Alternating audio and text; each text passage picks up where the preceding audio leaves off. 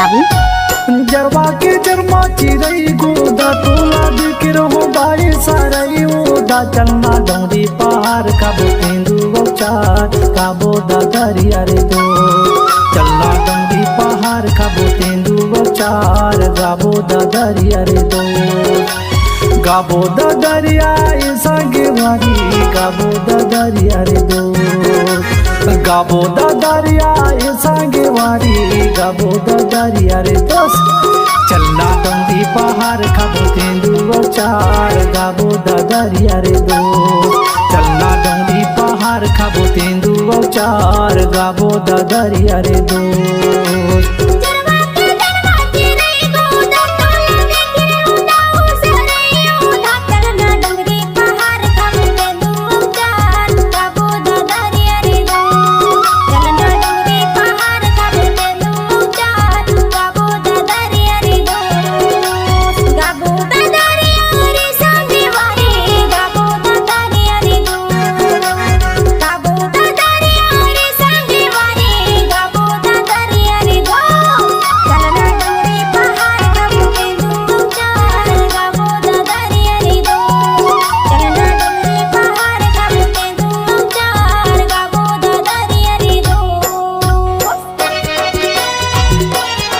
रघुवीर मरावी स्कूल टोला।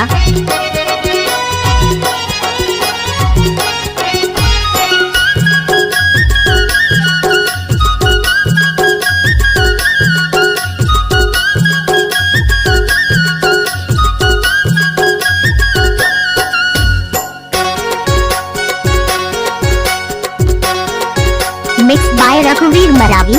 आमाला गायो छाया कुमारे हो आमाला गायो छाया कुमारे आमाला गायो छाया कुमारे हो आमाला गायो छाया कुमारे सिखाल गली आयो माया कुमारे चलना डोंगरी पहाड़ खाबो तेंदु चार खाबो दरिया रे दो चलना डोंगरी पहाड़ खाबो तेंदु चार गाबो दरिया रे दो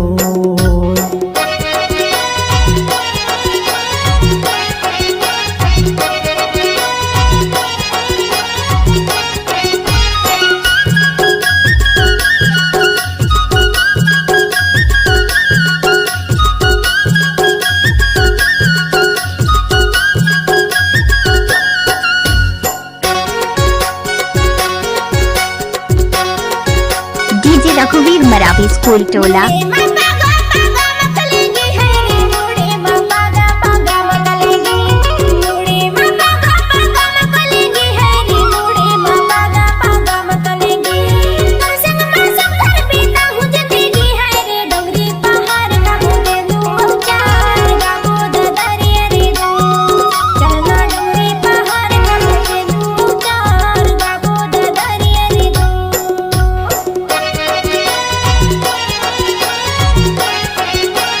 मिक्स बाय रघुवीर मरावी।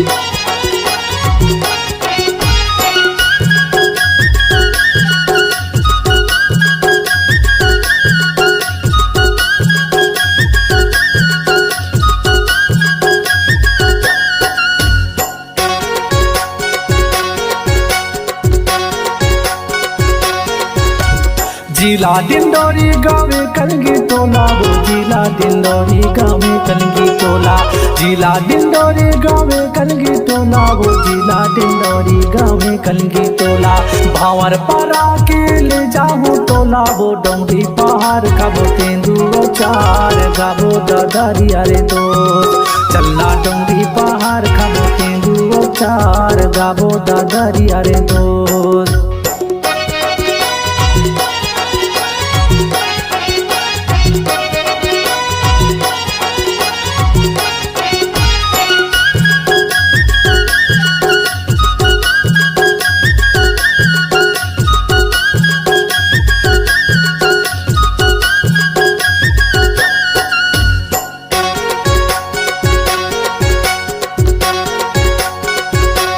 रघुवीर मरावी स्कूल टोला।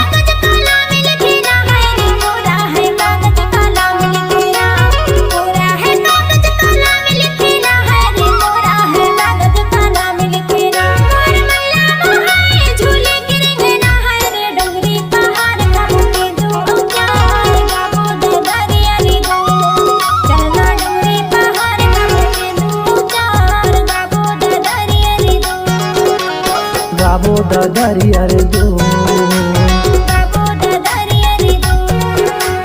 गाबो ददरिया रे दो